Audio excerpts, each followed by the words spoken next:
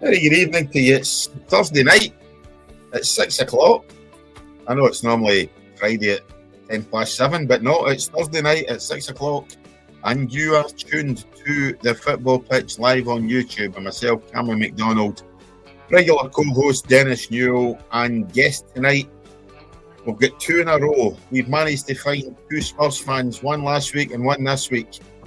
The rest of them are hanging for ropes somewhere, I think, to be honest, but as I say, we've managed to find a couple of them anyway. We will be discussing Champions League.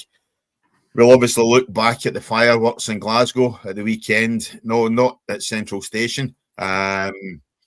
Basically, the ones that took place at Ibrox at the weekend as we discussed the Scottish Cup. But go ahead, like, subscribe to the podcast. As I say, we are on YouTube every week, usually a Friday, but tonight, as I say, we're Thursday night. Like, subscribe, tell your pals. Subscriptions have went up a wee bit this week. I think we've got 4 or 5 new subscribers this week, Dennis. We are pushing on towards that century. But first of all, Dennis, good evening. How are you? I'm fine, Cammy. Thank you. And yourself? Absolutely smashing. Obviously, having this on Thursday night this week, as I'm spending the weekend down south. Thankfully, not anywhere near London, so I'll not be seeing Spurs, although I'm probably actually, for what Burrows was saying last week, I'll be actually closer to where Spurs are getting beat this week than probably most folks, certainly than yourself. Steve, good evening. How are you? Aidan, yeah, good, Cammy. All good, thank you. Good, mate. Thanks for joining us tonight. Yeah, thanks for joining us tonight, Steve. Obviously, the place to start is probably in Madrid, the Umberto Metropolitano. Am I right with that one? Or the Wonderley Umberto, whatever the hell it's called anyway. Atletico Madrid Stadium. You don't be caring too much when it's getting cold, Steve. You could actually probably say it's in dire need of some gardening because the pitch looked god-awful on Tuesday night, but I don't think necessarily you can blame that for some of Igor Tudor's pre-match decisions, dropping a goalkeeper, bringing in a 21-year-old lad and subbing him, probably rightly so, after 15 minutes because he was having a howler. But Steve, I don't think Dennis has seen any of the highlights, so... No. The highlights wouldn't take long for a Tottenham supporter anyway. I mean, we can start with the pitch because it's the smallest excuse. The pitch was terrible. And no Spurs players seem to be able to stay on their feet. That's not an excuse. I mean, when they're on their feet, they're absolute crap at the moment, so it doesn't make any difference, really. But the pitch was terrible. I mean, the pitch contributed to us conceding 4 goals in 20 minutes. The first one, Kinski slipped over. The second one, Kinski just miskicked it and slipped again. The third one, Van der Ven slipped over. The fourth goal was an absolute shocking dive from one of their players to get a free kick on the edge of the area, which they scored from. And we're 4-0 down straight away. I mean, we can't afford to give sides any starts at the moment, let alone 4-0. But that was mainly down to the pitch and a bad referee decision on the free kick. But I don't know. It shouldn't be happening. I mean, some of the Madrid players were slipping as well, but not as bad as the Tottenham players were. I mean, they had a chance to train on the pitch and practice on the pitch. They must have known what footwear to put on before they went out there. It's not really an excuse, is it? It's just terrible. But we were shocking. But the biggest shock of all was, I sat down to watch it, and the team came up. I don't know where this Igor Tudor's come from, apart from somewhere in the middle of Croatia. But this guy is absolutely clueless. I mean, we keep sacking managers that are decent managers just because they can't get the job done. Where we found this guy from? I mean, it seems a funny thing to say, but if it weren't for the fact it's absolutely ludicrous, I would say someone's paid this guy to come and absolutely jeopardise the club and get them relegated. Because honestly, what's going on is absolutely disgraceful. Is the team he picked on Tuesday night? I mean, Kinski's done well a few times I've seen him, but why throw him in an important Champions League game? His first Champions League game. There's nothing wrong with Vicario. The back four picks themselves. You've got Porro left, Jed Spence right, and Romero and Van der Ven in the centre. That should have been a back four, but he went with a back five. He put Dan. I've not got a problem with Dan South. I think he's a decent old throwback, old type centre half. Heads everything, clears everything, doesn't make any mistakes. He's fine. But then he picked a really weird midfield. I can't quite work it out. He didn't pick Conor Gallagher. He didn't pick Javi Simons. He left both of them on the bench, which was really strange. And then could he pick Gallagher? Obviously, is Gallagher not featured for Madrid in the Champions League already this season? So he was on the bench. He was on the bench, so I assume he was available to play. Yeah, he came on just after half time, didn't he? Yeah, and up front, I mean, we've got some terrible strikers. The only half decent one we got is Solanke. So he leaves Solanke on the bench and picks Kolo Muani, Richarlison, and Matthias Tau. I mean, they're all average. I mean, Richarlison can be brilliant once or twice in 10 games, and the other 8 is non-existent. And Tau and Kolo Muani are just not good enough to play in the Premier League. But the one half decent striker we got, he leaves him on the bench. So the whole midfield and attack was a shocking decision. It's an absolutely shocking decision. And by half time, he'd practically brought the team that should have started onto the pitch when it was all too late. But I don't know. It just beggars belief. The guy looks absolutely clueless. I mean, obviously the players hate him. It's fairly obvious the players hate him because when they get substitutes, they just walk off and ignore him, and he ignores them. So there's no respect at all between him and the players. In fact, at one point they said that when he substituted Jed Spence in the second half, Jed Spence walked right past him, and then obviously to be sarcastic, he walked back, tapped the manager on the shoulder, and shook his hand. So. Honestly, it's just totally gone to pieces. The guy is absolutely clueless. Tactically, we look terrible. We didn't need to bring him in to look terrible. We looked terrible most of the season under who I think is a decent manager, Thomas Frank. We looked terrible under him, so we didn't need to make it work by bringing in some kind of ringer from Croatia to make sure we get relegated. But we'll definitely have the best pitch in the Championship. That's for sure. Best. Yeah. When you go down, you question why he's there, right? I mentioned this last week as well when I was having a go at it, and he said 12 clubs since 2013. Back to a couple of them twice. Maybe that'll happen with Tottenham, but 12 clubs since 2013. What does that tell you? No, he's always a temporary stopgap manager, isn't he? Right. So, to save the day, but he's not saving the day at Tottenham. He's making it worse. So you look at stats, right? And this is where they all come from. It doesn't matter sometimes if players or managers are any good, you look at stats. Now, for someone that didn't see the game, I've dug up the stats. To be honest, Atletico weren't a million miles in front of you, yet they've managed to win 5-2. Now, when we went 4-0 down, we actually were probably slightly the better side. We had quite a few chances. Goalkeeper saves 3. Right, then we'll go into the in-depth. Shots, 11 each. Shots in target, 7 for Atletico, 5 for you. No massive. Shots off target, 5 in you, 2 for them. I'm just looking through there, and relevant things are almost the same. No, it's quite a close game. When you look at it, there's very little difference in work rate. Distribution, 492. Total passes, 356 with Tottenham. Now, there is a gap there, but it's not massive. It's not 3 goals, no. That was the problem. We gave them a 4-goal head start before we even started the game. Yeah. But generally, you wouldn't think that there was that amount of goals in it. That's the thing I'm trying to say. When you look at stats nowadays, it can change the picture that you have of that game. If I don't hear it, the goalkeeper coming off in 70, I hear snippets, right? I just never get a chance to sit down and watch it all. But the thing is, when you hear snippets like that, you go, horrendous. If you don't hear it and you just tune in and you look at stats, what I'm doing is the manager really doing a bad job? Yeah. Nobody going to that because you're not a million miles away from Atletico. So this is the way it seems to work now, Steve. It's what you present in that CV somewhere along the line that people that are not knowledgeable enough in football go ahead and sign these people up. And it's sad because the game is battered by bad decisions nowadays. Battered. Yeah.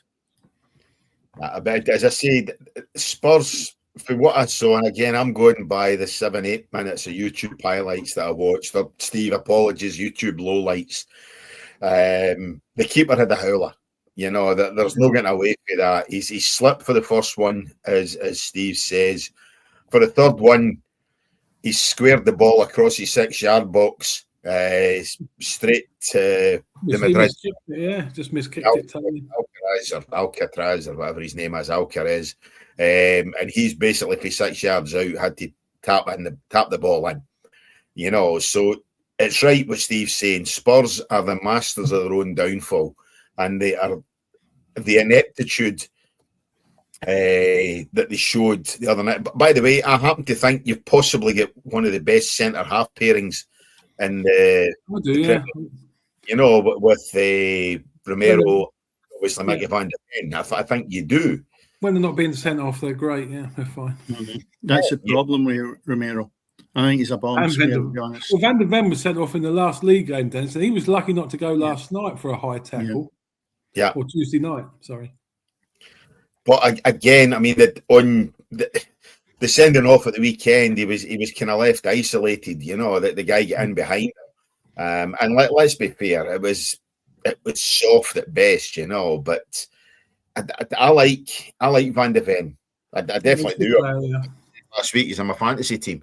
I'm not remembering to take him out this week because he's going to be suspended. As I say, I do like him. Romero's not the worst. It is just the decision the other night is bring in a 21-year-old goalkeeper for his Champions League debut, as I say, in Madrid, was inexplicable.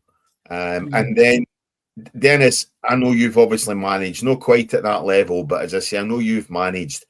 I think on 15, 16 minutes, when you pull a keeper off who's had a howler, who's inconsolable because he knows he's fucked up big style, you know, and you sub that goalkeeper, you at least acknowledge that guy on the sidelines. You don't throw him a diffie, and that's what Tudor did as well. And Steve, you're going on about a lack of respect that the players are showing for the manager. Maybe that's why. You know, maybe stuff like that is why they've no respect for him. Because to me, the manager's sat on the sideline thinking, I've cocked up big style here. The least you can do is console the goalkeeper when he goes off. Yeah, definitely, yeah. And that's what he should have done. I mean, he just let the guy walk off down the tunnel practically in tears. 17 minutes into the game, 3-0 down, honestly.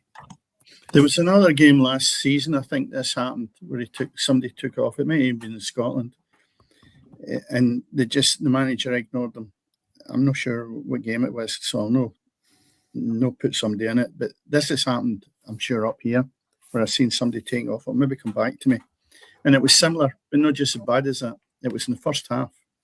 And they hadn't completed the 45. I think the big question is, why did you start the boy?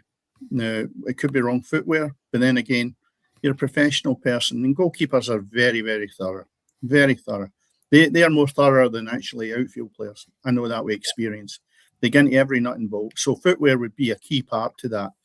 Now, pitches do get heavily watered if it's not been raining, but as you rightly say, the pitch was atrocious anyway. So if it's down to him, then he can take the blame of that. But I have a question as to why you would start someone with that inexperience and then totally blank him that I haven't seen, but I can imagine what you're saying, and basically just throw him under the bus, looking for him as the excuse as to why your team is not actually playing. And it would also maybe make me understand why the guy has had 12 clubs since 2013, because you will never have any longevity if you treat players like that. You have found that boy might be well liked in the dressing room, and the rest of the players are going, who does this guy think he is?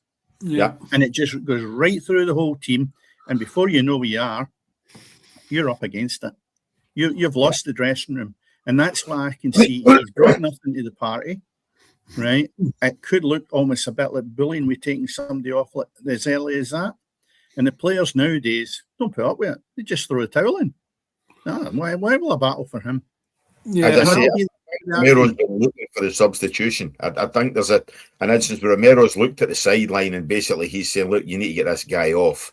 Now, Romero's obviously your captain, you know, and I think that's what he's done. You know, he's on the pitch, he's there representing the manager on the park, whatever you want to say about a captain.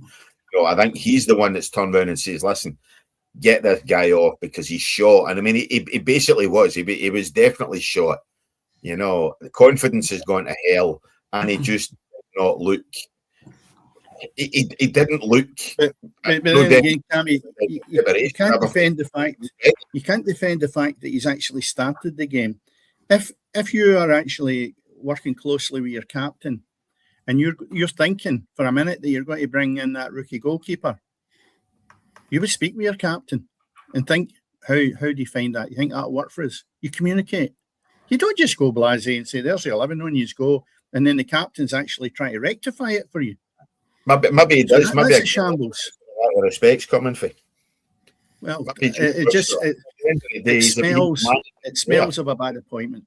That's it. I think it's probably the worst appointment that Tottenham's ever had. It's lousy. You know. I mean, it's. I don't think I'm with Steve. You know, and I disagree with Burrows for last week. I don't think Thomas Frank was a bad appointment. I think just the club's rotten for the core. Yep. You know, I don't necessarily think Big Ange was a wrong appointment. He won your European trophy. Again, I think the club's rotten for the core. You've tried to clean it out in terms, obviously, Levy says he's had enough and he's leaving.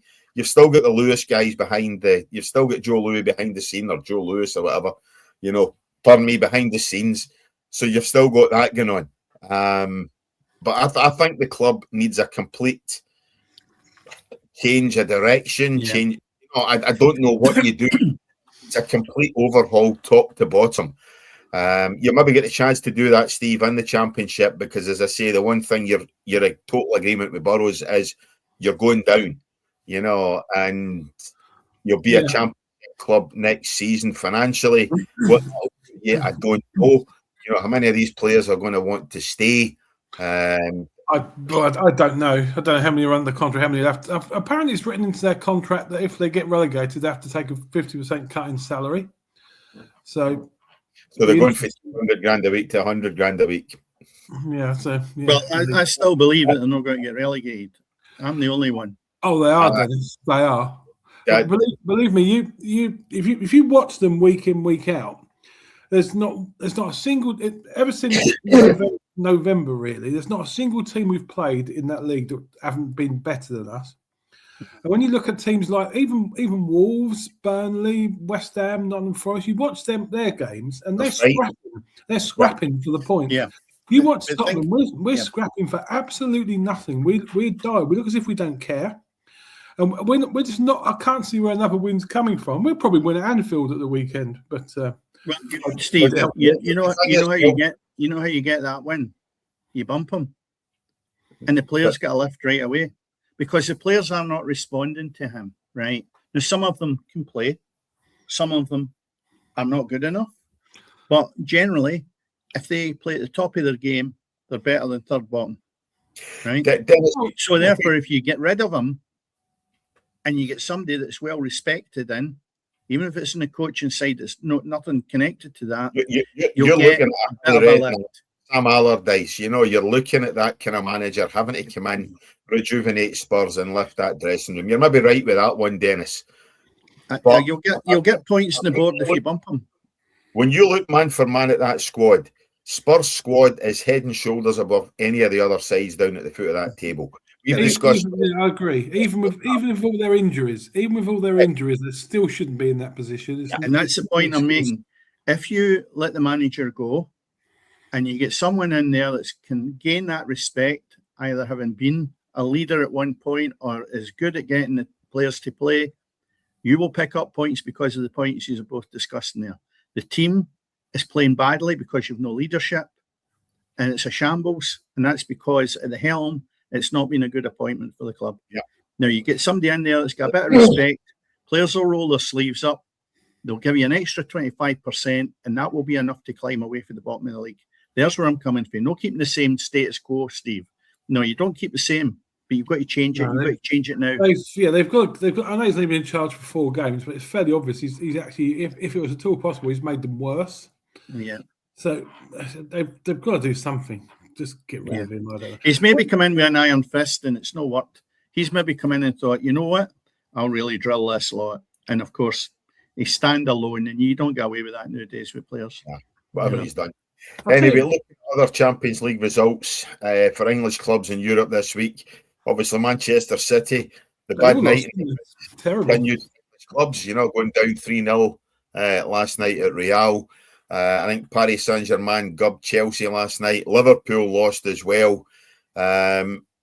Newcastle, good point for them, or good draw for them, at home to Barcelona.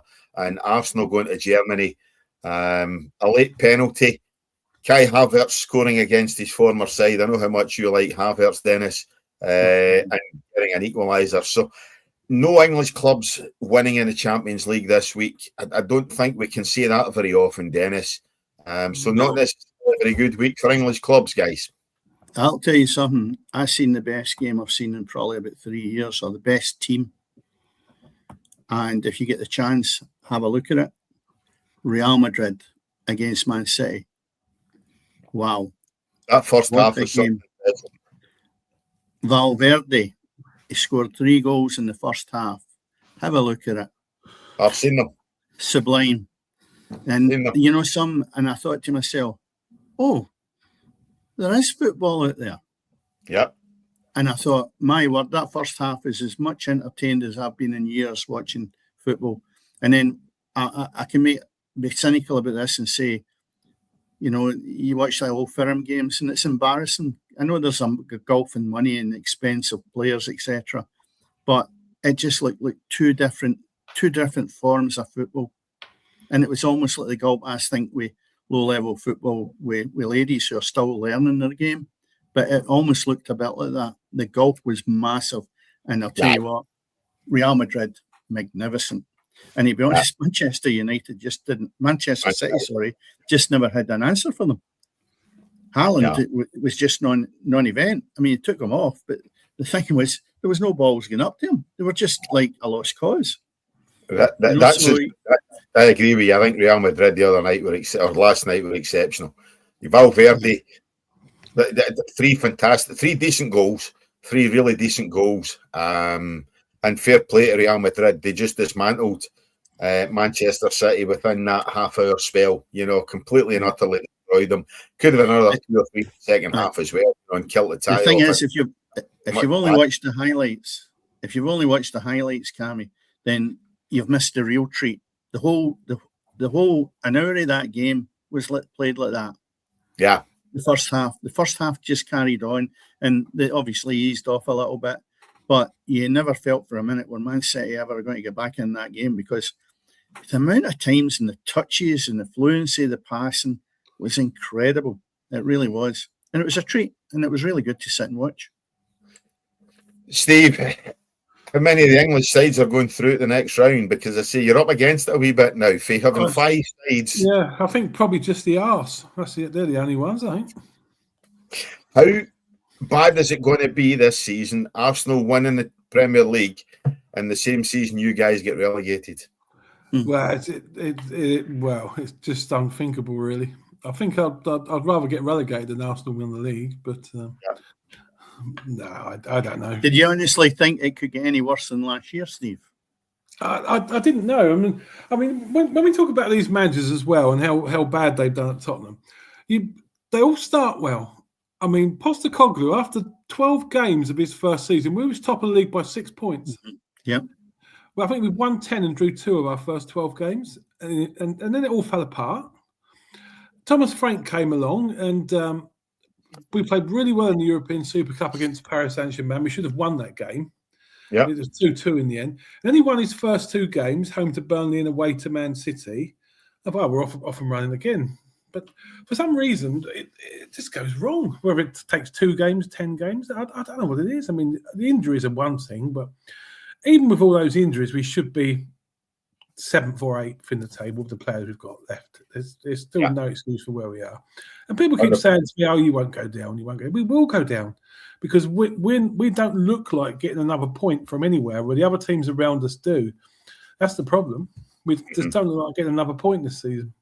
Yeah, I mean, Wolves and Burnley are away. I think, irrespective of how much scrap they've got, I think the 2 of them are gone. It is just a matter of between yourselves, West Ham, Forest, Palace have had a couple of decent results. They've kind of almost turned things around. So for my mind, it's between the three of you. And I think the other two have got managers who have had experience of keeping sides up who are struggling. Pereira at Forest has obviously kept Wolves up last season. We know Nuno a couple of years ago kept Forest up, and then what he did last season was nothing short of remarkable what he did at the City Ground. So I think from that point of view, they two, again, in terms of the managerial experience, they've got players who are obviously working for them. It took Nuno a wee bit of time to get his feet under the door and to get settled. But West Ham, with the exception obviously last week, West Ham have looked as though they have managed to turn things around. And again, Pereira at Forest has managed to get a couple of results. For my mind, unless Spurs do make that change off the field at the managerial level, I think you're right, Steve. I think they are down, But just to finish off with the Champions League, Dennis, before we do come on to events at the weekend up here, you're talking about obviously the golfing clash between Real Madrid and what we've got at Ibrox and Parkhead. What about Bodo Glimt at the Norwegian champions? Obviously they won the last 2 or 3 games to qualify for the qualification round, knocked out into Milan, and get a 3-0 victory on Tuesday night over Sporting Lisbon to set themselves up in the box seat to go through to the next round. Now, I watched them in the last round and they were magnificent. Outstanding against Milan. But talk about how shit things are in Scotland, and say, well, what can we compare? There's no money up here and whatever else. And you're not telling me that there's more money in Bodo or Glimt or whatever the hell they play in the Norwegian League than what we have in the SPL, that we cannot at least manage to come up with a side who can compete somewhere in some kind of European competition. Because at the moment, Scottish football is dead on its uppers. We are absolute garbage. But you've got the Norwegian champions in the shape of Bodo Glimt, who just look an absolute revelation in the Champions League. It's a tough place to go, Bodo Glimt, as well. It's up in the Arctic Circle. It's freezing cold. Artificial pitch. Yeah. But Spurs won there last season in the semi-final of the Europa League. That's what I was going to say. I mean, you did well against them last year to get to the final, so... Yeah, but they do look a proper side, a proper sort of everyone pulls together type of side. They really do. Yeah. They haven't got any superstars, but they look a really good side. I don't know. That looks not bad. Yeah. That boy, is it Ayer or Oyer or whatever his name is? He looks decent. He's going to go for big money, I'm quite sure, in the summer. Or transfer, whatever it is. Obviously, I know the Norwegian season's slightly different from anybody else's, but he looks decent. And I think when he scores, they don't get beat. So I think they've actually spent £32.8 million on incoming players, 32.8 million over the last few seasons. Aye. And that's of this month. Right. Their expenditure is dwarfed by the roughly 80 million euros they have generated from player sales over the same period. Now, when you look at that, and it's the almost like the same. You could actually say it's nearly a similar business model that Celtic have got. Yeah. But look where Celtic are. They're a million miles away from it. Rangers are a little bit different because of the financial restraints they have had. They just seem to throw money at it to try and get a quick fix. Celtic are not looking for a quick fix. They're just looking for the survival of supporters being, taken to task to get their money off them. When I've rattled my gums big time about this, that potentially between the Champions League where they lost 40 million, right? And then you look at a player, they could have actually got another 25 million with selling a player to Nottingham Forest, and they didn't take it. So there's 65 million. If they have got knowledge, they should have had, and they should have been moving on to spend that in players the way the team that we're talking about has just done. It's really poor, and I have rants about this nearly every week because of the way that the clubs are run. But the people that are being starved of this are the hard-working supporters who are giving them good money. And the bottom line is, you can see what it's ending up with, the frustrations that we've seen at the weekend. And that's truly what that is. It's frustration because the product in the park is dire, right? And what's happening is the directors are sitting there. They're not having a laugh. But the bottom line is they ain't doing nothing to generate, what would you say, interest in players coming here that are going to actually be better than hanging on to a player like Ingles, who cost them 11 million, were offered 25 million and decided not to take it. Now, the boy's injured, but has he made a big dent in Scottish football since he's came here by saying, by the way, he's a player worth keeping? Not in my eyes. I'm sorry, but that's only my opinion. I would have bitten somebody's arm off for 25 million because they will never be offered that again for him. If you can get 11 million back on Ingles, you've done well, So yes, to get all that in some, is it just shows you that the money that's obviously generated down south, But as I say, many a time we keep saying about how Scottish football compares with down south or whatever else. Let's look at Norway, And as I say, they can't. If you just go back to Bodo Glimt, their squad cost them in February 1.7 million euros. Yeah. They strengthened to the tune of 2 million. Huh? Or 1.5 million, actually, But wait a minute.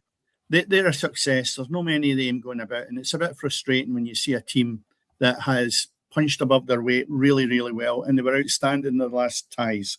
And it's great. But that momentum is created because they've been doing well. They play better. And Rangers actually had that wee run for a spell as well, where they're playing a bit better.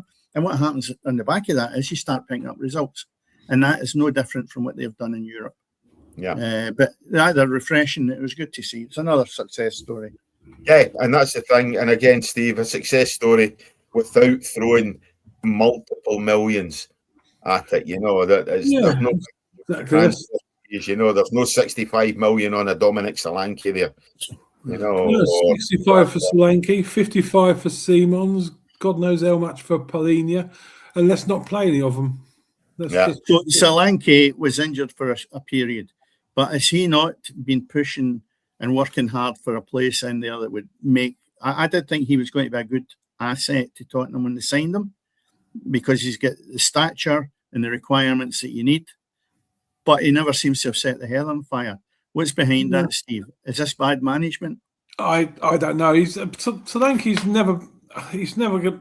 He came to fill the boots of Harry Kane, and no one was ever going to do that. No, that's true. So he was on a loser before he started, but I think he's decent. I don't think he's a well beater. Solanke. He's not getting in the England team or anything like that. So no. Is the loss of Kane and Son a key factor on why this has all went pear-shaped? Yeah, I think it all went pear-shaped. They only ever make panic buys, but they won't spend 100, 150 million on someone really good. They'll spend 40, 50 million pounds on someone that's average. Wages. Then pay them a fortune and then don't play them anyway. So yeah, the whole thing is just ridiculous at the moment. There, it's just terrible. I mean, what made them buy Matthias Tell or Kolo Muani? I think Muani's still on loan, but look, you had Tell on loan for 6 months as well. Yeah, we had Tell on loan for 6 months, and we had the chance to ship him back. I mean, what they saw in him, I didn't see it anyway. I don't know what they saw in him, decided to sign him, but I never saw it. Is it not the fact that Arsenal wanted him that you thought, no, he's not? You're not getting him. Arsenal made a player out of him. If Arsenal wanted him, it was a poker bluff. They was bluffing to make us buy him. I don't think they wanted him. I mean, that was easy, wasn't it? We should have signed Eberechi Eze from Crystal Palace, but again, you wouldn't pay the wages, and that's the thing, And then you get 6 weeks trying to negotiate a deal. Don't pay the wages. His agent contacts Arsenal within 24 hours. Yeah, I don't think he ever wanted to sign for Tottenham. Apparently, he was an Arsenal supporter from boyhood. And I think that he pushed that deal with Arsenal. I mean, he never wanted to come to Tottenham. I mean, if you don't want to come and play for us, fine. When I found that, I wasn't that bothered we didn't sign him. He didn't want to play for us anyway, so there's no point signing someone who doesn't want to play for us. And we got a squad of 15 that don't want to play for us. We don't need any more. Yeah, that's it, exactly. Well, you could have had Havertz instead of Solanke. Havertz, so you could have swapped him. Well, Havertz. Nobody's dipped their toe in that one. That's the only thing Arsenal haven't got, isn't it? I don't talk about Arsenal. That's all I need. But the only thing they haven't got is a decent striker, isn't it? It's weird. Yeah. Well, he seems to be surviving as well. Trossard as well. I've never rated him when he was at Brighton, and he's a right good move. Yeah. So, but they do well with their international team, and they're doing fairly well with Arsenal. So, the bottom line is, I can't be right if they're doing well. They definitely have, and I like the boy they brought in the summer. The striker they brought in the summer. I think he'll the Polish boy whose name escapes me just now, but I think he'll be decent once. He's scored a few. Still not set the header on fire, but as I say, I think he'll take a season or two to adapt, and he'll do well because he's big, strong, physical, and knows where the goal is. So as I said, just his name bloody escapes me, so apologies on that. But anyway, bringing it back, let's go for the ridiculous to the sublime, or the sublime to the ridiculous. Glasgow at the weekend. We obviously had the Rangers-Celtic game in the afternoon. I joked earlier on about the fireworks in Glasgow. Unfortunately, obviously, we had the scenes in the city centre at the weekend as well with that horrific fire. Thankfully, nobody injured, nobody hurt. Although millions and millions of pounds worth of damage obviously caused whatever happened, Christ knows. Tell me how a vape shop can blow up. But anyway, that's by the by, and have 4 massive explosions that you actually demolish the side of a building. That's for another day, probably another podcast. But we did have the situation in Glasgow at Ibrox Park as well on Sunday afternoon. A game which just didn't come alight, it just did not live up to any kind of the hype that we might have thought we were going to get once we saw how decent the league game was, or how the league game was. Rangers should have had enough, I think, to run out easy winners on that game. They just couldn't create a chance, let's be fair.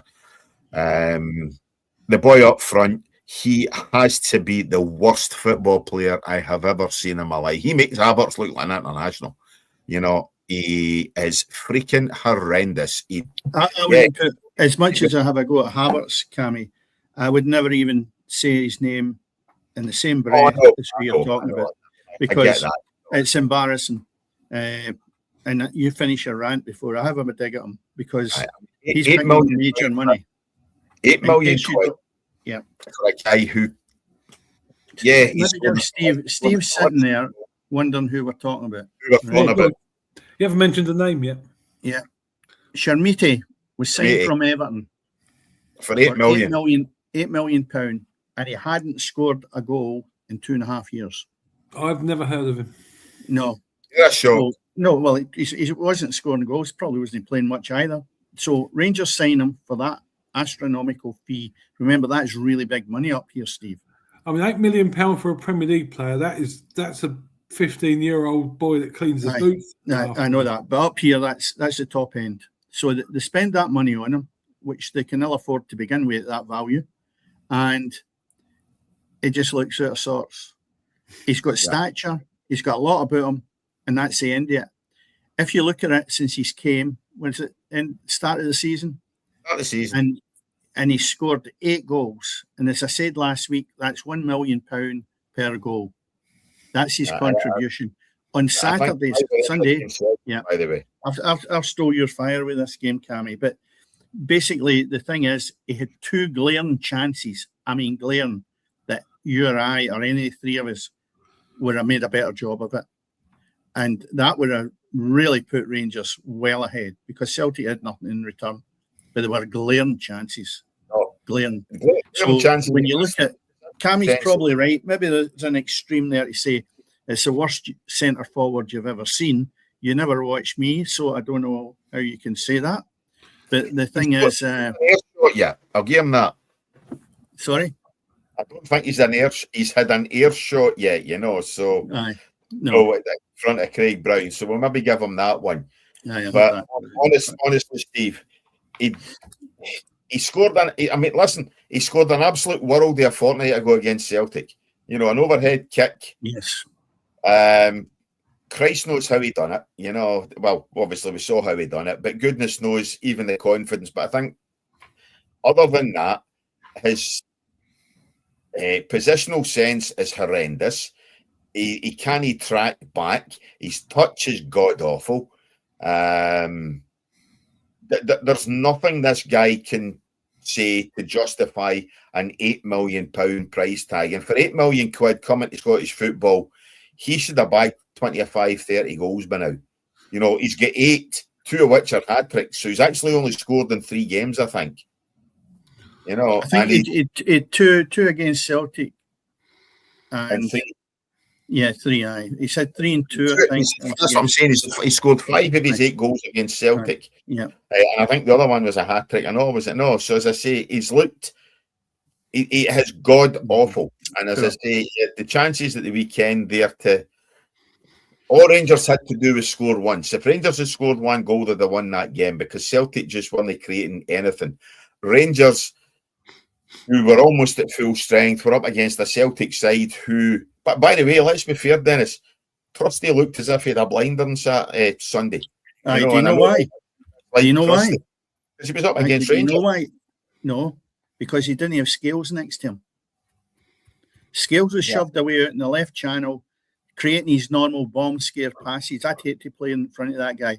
He gives you a ball when he's under pressure and it's a broken leg ball. That's what it's classed as. And he just backs away.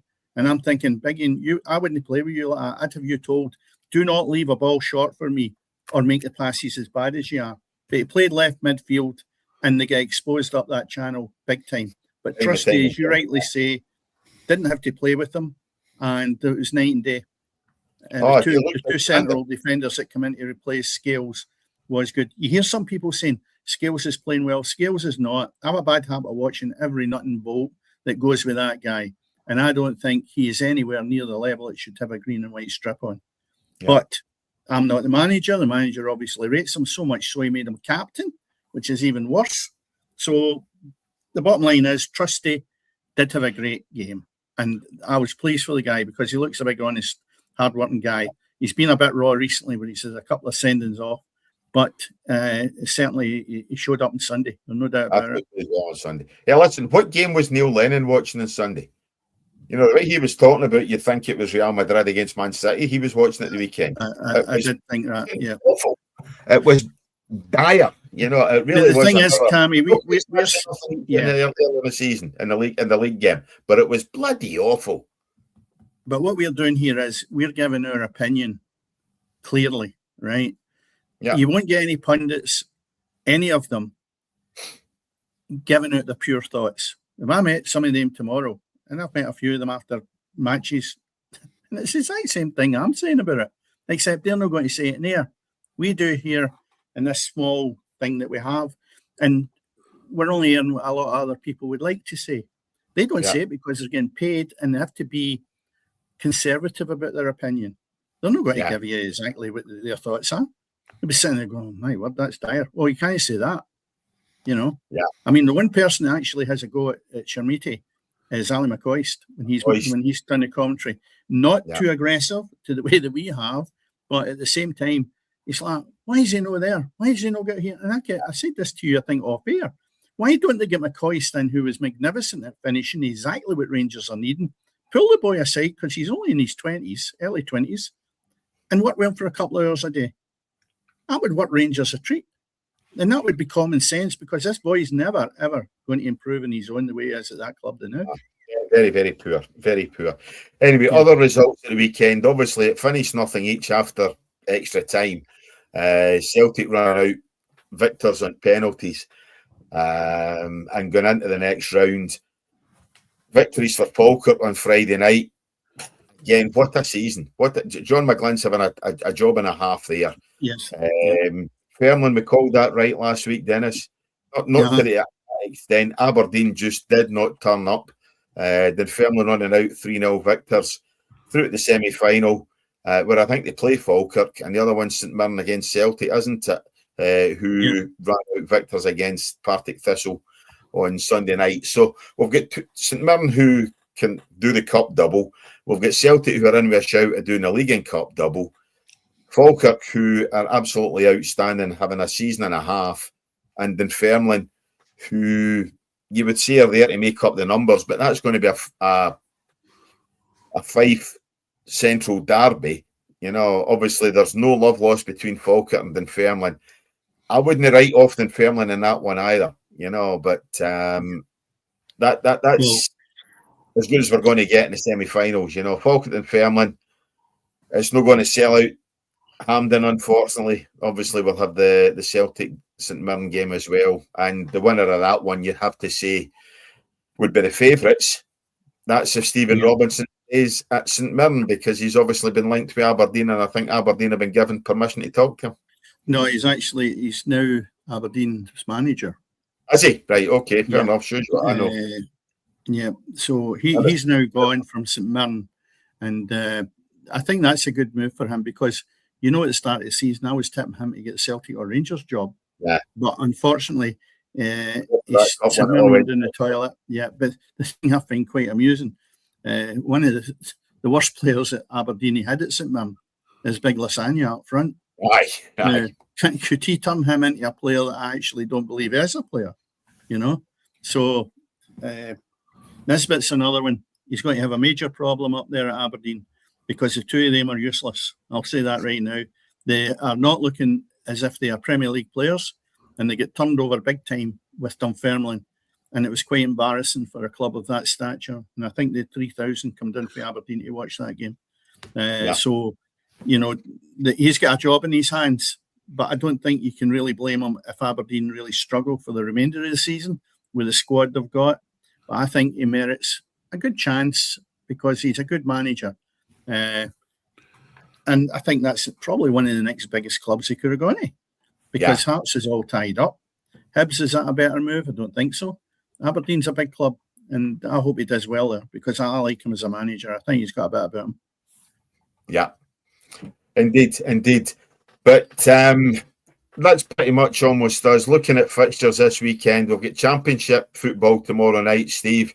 I was going to say we'll bring it back down south, but it's Wrexham against Swansea, so it's obviously it's a wee bit of Welsh football tomorrow night between Wrexham and Swansea. That'll be a cracker. Saturday. It'll be a cracker next season when we're playing them. Well, listen, you and Wrexham might well be swapping places. I know Coventry you know, but I think you might as well get yourself ready for Championship football, because I'm in agreement with you. I think you're down. There's no improvement coming from anywhere. I can't see any way it'll improve, and I can't see him picking up a point. They just don't look like picking up a point. Don't look like it at all, you know. No. You're right. Premier League fixtures on Sunday. You've got Burnley against Bournemouth, Sunderland, the revelations of the season, against Brighton and Hove Albion. 5:30 kickoff on Saturday. Sorry, I'm saying Sunday. On Saturday, these are, sorry. Saturday night, we've got Arsenal against Everton, 5:30, live on Sky Sports. Chelsea against Newcastle, 5:30, live on Sky Sports. And we also have West Ham against Manchester City. Championship football sees Coventry City, who I think will be definitely coming up. Frank Lampard's done a cracking job there. They're facing Southampton in a kind of top of the table battle, and you've got Middlesbrough sitting in second. They're taking on Bristol City.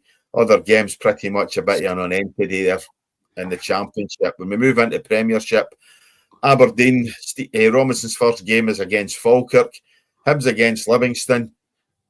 The big one, Saturday afternoon, Celtic against Motherwell. Motherwell obviously losing last week in the league. First defeat in Christ knows how long. But Celtic against Motherwell and Kilmarnock against Hearts. Championship football, Airdrie against Arbroath, Dunfermline against Raith Rovers, Queen's Park against Ayr United, and St Johnstone taking on Ross County. And we move into League One, Hamilton Queen of the South, Cali Thistle and Cove Rangers, Kelty Hearts against East Fife, Fife Derby, Peterhead against Steny, Montrose against Alloa. And League Two, to finish off the games on Saturday, it's Annan against Edinburgh City, Elgin City against Dumbarton. Second against third, sees Spartans taking on Clyde, Stirling Albion taking on Forfar, and Stranraer taking on East Kilbride in the a game up there on. Can I just before you sorry, going with that one. Yeah, just before you finish off in their results, I had a look at some of the fixtures this week, and I thought, Steve, when you get to the bottom of our football, they're all part-time, right? When you look at League Two, they're part-time players, even some non-league teams that have got full-time players. But here, the lower league teams, Steve, are more self-sufficient. So every penny's a prisoner. So the part-time teams in the Scottish Second Division, you should not have Annan Athletic, which is near the borders, not a million miles away from your headquarters at work, playing Elgin City with a 7:45 kickoff. I'm sure that was the time. I never noticed that. What is that about? I never noticed the kick-off time there. Yep. 7:45. When's that? Sorry? That was week, yeah. No, that was Tuesday. And I believe it or not, beat Elgin 2-1. Aye. Who in this planet sits down and allows that to happen? Because I would imagine you ain't going for Annan all the way up to Elgin and not staying overnight, and that's an expensive trip. Because guys will be compensated for the time off work if their company won't give them it. And then you've got the hotel and your food. And I just think some of these people in the ivory towers that allow these fixtures to go ahead, well, it could be next MPs for the country for all you know. But absolutely shocking. Yeah. I couldn't believe that when I seen that. I thought I need to bring that up because that was just horrendous. That midweek game. Absolutely. Totally mental. You know, I get obviously it was probably lost by the weather, or even right. But Cammy, you've still got it 2 weeks before that. Elgin come all the way down to Edinburgh for a game on the Tuesday night. So, you know, it's not just one game. If you start to go right through the league, we've mentioned this early on in the season about teams from one end of the country going to another. And they talk about how to improve things. That's not improving things. That's just battering another team. Yeah, 100%. Anyway, that was a wee rant on that. No, you're right. To round off the fixtures and give Steve a chance to obviously voice some opinion on English football again. Sunday sees 4 games in the Premier League down south. Crystal Palace against Leeds United. Manchester City taking on Aston Villa. Nottingham Forest against Fulham. That should be pivotal. And then you've got a 4:30 kickoff.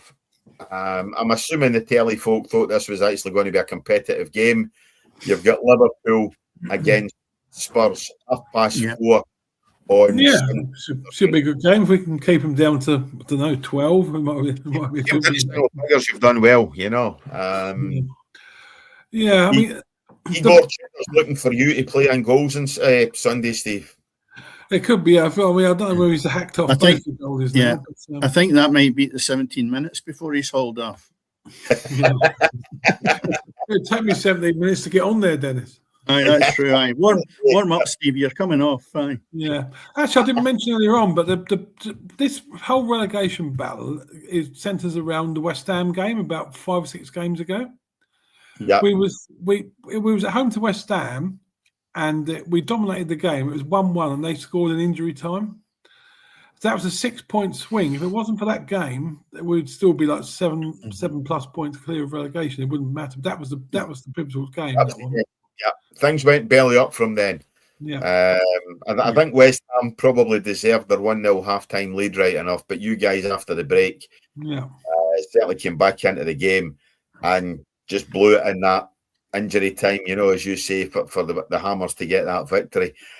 Anyway, we'll probably beat Liverpool on Sunday. So listen, every day 3 points is 3 points. and you'll take 3 points against Liverpool. The problem you've got, I think, is what I'm saying. You need changes to get the performance out of the players. You won't get the performance under the same regime when you've seen the reactions of players, etc., when your goalkeeper's taking off as early as that. So, it needs a change. Yeah, it is shocking. Yeah, but to be allowed to continue, I think he's got a press meeting tomorrow. It'll be interesting to try and hold on to the actual words that the manager's saying. But you can't throw players under the bus. The bottom line is you need to be throwing yourself under the bus. Yeah. Which he did do in terms of throwing the young keeper under the bus. He definitely did. But listen, guys, that's us for the Thursday night. Thank you very, very much to you both for changing your schedules to accommodate this on a Thursday. As I say, it'd be good to see Scott Hartley tomorrow night, spending the weekend with him and his lovely wife. So I'm really, really looking forward to that. So as I say, thanks very much to making the changes. Thanks very much to you guys for listening. As I said before at the start of the show, go ahead, like, subscribe. Add on to our subscriber numbers. We're chasing that century before the end of the season, and we're definitely closing in on it. So as I say, go ahead, like, subscribe to the podcast, tell your pals, tell your budgie, get your granny to subscribe, get your Tottenham goalkeeper to subscribe as well, because he's got nothing else today. He's certainly not taking any shots. He could be sitting there with his mobile phone watching us. But as I say, thanks very much. Remember, everything is always happening on the pitch. Good night.